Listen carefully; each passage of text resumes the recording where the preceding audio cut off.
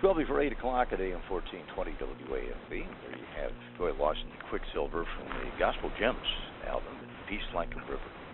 And if you have a migraine headache, you certainly don't have Peace Like a River. This is Chronic Pain Awareness Month, and Dr. Peter McAllister is with us. He's a neurologist who specializes in pain, and from southern Connecticut, I believe. And good morning, Dr. McAllister. Good morning, Bob. Thanks for having me on. Pleasure to have you here. Talk to us just a little bit about I guess, really excruciating pain and the usual ways of treating it. And I understand there's some new ways as well. Right. So, migraine, which is what we're talking about, is a genetically inherited neurological condition. So it's not just a headache that most of us have gotten in our lives. It's associated with nausea and vomiting and light and sound sensitivity and concentration difficulties, dizziness. What it really does is, for the time that you have it, it knocks you out.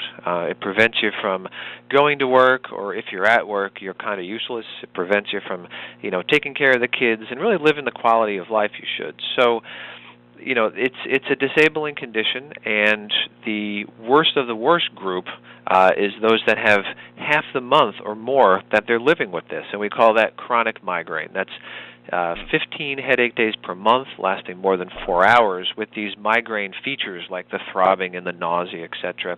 There's 3.2 million Americans who are suffering from this. And as someone who used to live down in your great Commonwealth, I know there's a lot of Virginians who are suffering from migraine too, and they need to get diagnosed properly and treated. Yeah, indeed. So migraine differs from a regular headache because of, I guess, its severity, its frequency. But what's actually going on with the migraine? So migraine is like a tsunami of pain discharges in the brain that course across it, and it leads to intense inflammation, and it goes to areas other than pain, which is why some of my migraine sufferers have dizziness or numbness or intense nausea, diarrhea, etc. So it's really a whole shutdown of the brain. And that's why the disability, that is missing things, missing work, or if you're a kid missing school, is so prevalent with this condition, because it's not just a headache, which is why we don't call it migraine headache anymore. We just call it migraine, because it's a medical condition that in the episodic form is more common than heart disease and diabetes combined. And even those who are having 15 or more headache days, the chronic migraine sufferers, well over 3 million Americans, and that's probably an underestimate. How is it treated normally? Well, the first thing we do at the Headache Center is get a sense of how many migraines you're having per month and what it's doing to your quality of life. Before we even talk about medications, we talk about lifestyle. So if you're genetically predisposed to having migraine, if you have this medical condition, there are things you can do to help yourself. One is getting enough sleep, exercising, eating the right foods, avoiding certain foods, drinking enough fluids. If you're depressed, get that treated. Reducing stress is key, and we have lots of ways to do that. Then there are medications you can take when you get a migraine, and there are specific ones that are prescription medications. But then for the chronic migraine, since October 2010, we fortunately have approved the only medication to treat chronic migraine, 15 or more headache days, and that's Botox. Really? The same thing that's used to relax muscles in the face and that sort of thing.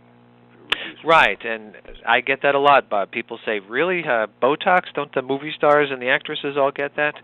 And, Botox has been used for a number of years by neurologists for other medical conditions. For example, we can treat the twisted arm in someone who's had a stroke with Botox, and we can treat spasms around the eyes and in the neck with Botox. But since October, it's been approved by the FDA for the treatment of chronic migraine, the 15 or more headache days, and it's injected under the skin, around the eyebrows, the forehead, by the ears, the back of the head, the neck and shoulders. And what it does when it works is it reduces the number of headache days per month, reduces the number of hours of headache, and in a study that I was part of, markedly increases the quality of life for these people who are suffering from this crummy condition. I'm glad to hear you say that you don't inject it into the brain, because that would be kind of scary. But what's the connection with eyebrows and shoulders and so forth, and the headache itself? Well, the exact mechanism of how Botox works is still considered unknown. We know that by injecting this medication under the skin, it goes into the little nerves that are in and around the skin, and it likely prevents transmission of pain chemicals into the brain that can culminate in a migraine. And it was basically discovered accidentally, like a lot of things in science. Primarily from those who were getting it for cosmetics, and they would say, gee, I look terrific with my Botox, but I also used to have these real bad migraines, and I don't have them anymore. So that led to about a decade's worth of research, and that, again, culminated in October of 2010 with 2 large studies of more than 1,300 people showing that compared to the group who got a dummy shot, or a placebo we call it, injected under the skin, the Botox folks had a reduction of about 9 headache days per month and about 40 headache hours per month, and that was the average. Some didn't respond, and some actually had, no headaches. So we have only one medication for chronic migraine, and I'm happy to have it so that we can treat this disabling condition. That's very, very interesting. So in a way, we have celebrities and their Botox to thank. Yeah, we can thank the celebrities and the models, exactly. But those who are interested in getting a proper diagnosis, and 80% of people who have chronic migraines still don't have that diagnosis made yet. They're misdiagnosed, or they're trying to treat themselves with over-the-counter medications. So there is a website called BotoxChronicMigraine.com, and it's very useful. Patients can go on that, and they can find out about migraine, about what chronic migraine is, whether they might have it. And then there's a place where you can enter your zip code to find out, who perhaps in the Lynchburg or Roanoke area might be an expert in Botox injections for chronic migraine. That's great. Give us the website one more time. Sure. It's called BotoxChronicMigraine.com. Great. Well, Doctor, thank you so much for sharing the information with us. First, I've heard of it, and it sounds really promising. It seems to be working, and hope that a lot of migraine sufferers will not suffer so much. Well, Bob, thanks for your time. I appreciate it. Thank you. Appreciate it.